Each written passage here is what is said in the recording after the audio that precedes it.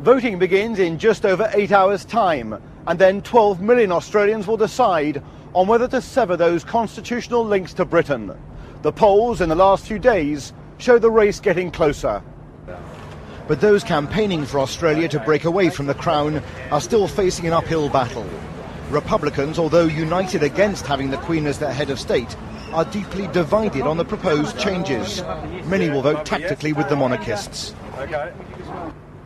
It could leave Australia with a constitutional headache, a nation that is Republican in sentiment, but living under the monarchy, possibly for a generation to come. But I think we'll be a very sad country if we vote no, because I think many of us, perhaps most of us, will feel that somehow or other we've failed.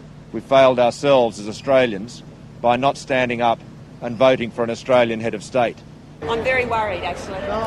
Constitutional monarchists campaigning among city commuters today to retain the status quo argue that Australians should not destroy a system that has served them so well. But the strength of the Crown gives us the precedents and conventions that keep the Governor-General above the political fray. That's what this is all about. It's about a very bad model being pitted against the best constitution in the world.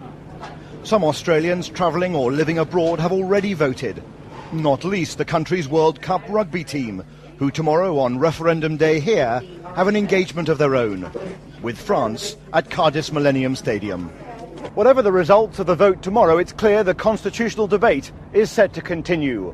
Republicans, even if they lose, are vowing to continue the campaign to reform their system of government.